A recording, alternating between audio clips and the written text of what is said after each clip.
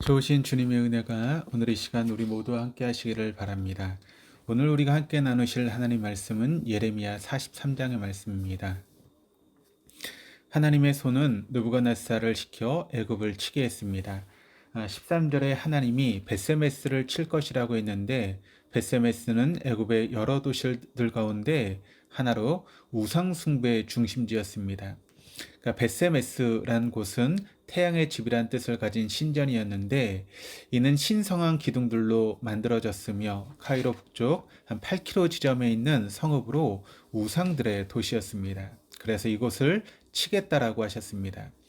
이처럼 하나님께서는 예레미야에게 애굽 땅에서도 변함없이 동일한 메시지를 선포하게 했습니다. 큰 돌 여러 개를 가져다가 다바네스에 있는 바로의 궁전 대문 축대 밑에 진흙으로 감추고 하나님이 느부갓네살을 불러 이 돌 위에 왕자를 놓고 큰 장막을 치고 애굽 땅을 정복할 것을 예언하게 했습니다. 큰 돌은 느부갓네살이 애굽을 정복했다라고 하는 증표로서 세우게 될 그의 보좌의 주춧돌을 상징하는 것입니다.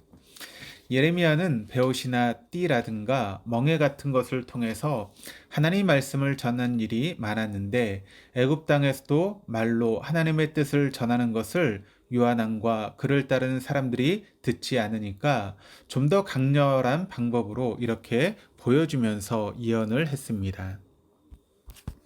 이처럼 예레미야는 끌려간 땅 애굽 땅에서도 변함없이 예언자로 주의 말씀을 전했습니다. 예레미야는 어디를 가든지 그리스도인으로 하나님 말씀에 순종하여 하나님 말씀을 선포했습니다.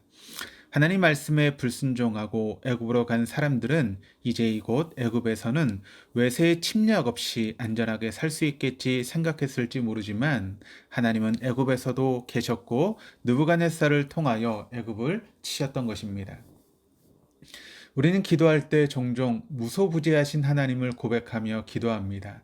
무소부재하다라고 하는 말은 이 세상 어디든지 바다 끝에서부터 하늘까지 모두 하나님이 통치권이 행사되고 또 하나님의 눈길과 손길이 미치지 않는 곳이 없이 존재하신다라고 하는 그런 뜻입니다. 이것은 하나님의 적극적인 품성의 하나로 그 존재와 섭리가 모두 피조물 속에 미쳐 있음을 이르는 말입니다. 우리가 잘 알고 있는 시편 139편 7절에서 10절이 이렇게 말씀합니다. 내가 주의 영을 떠나 어디로 가며 주 앞에서 어디로 피하리이까?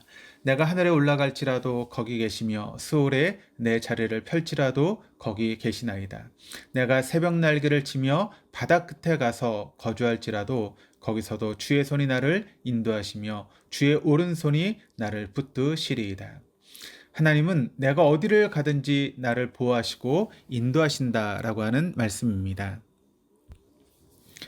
소련에서 교회를 박해할 때 이야기입니다. 그리스도인 한 사람이 체포당해 강제노동 수용소에 수용이 되었습니다. 이 사람은 강제노동 수용소에서도 변함없이 경건한 생활을 했습니다. 아침에 깨어서는 기도했고 아주 초라한 식사 앞에 두고서도 머리 숙여 감사기도를 했습니다.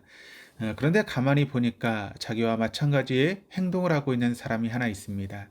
어느 날 틈을 얻어 인사를 나눠보니까 그도 예수를 믿다가 끌려온 사람이었습니다. 둘은 그 뒤에 형편이 허락하는 대로 만나서 예배를 드렸습니다. 성경도 찬송가도 목사님도 없는 예배였지만 가장 감동적인 예배였습니다.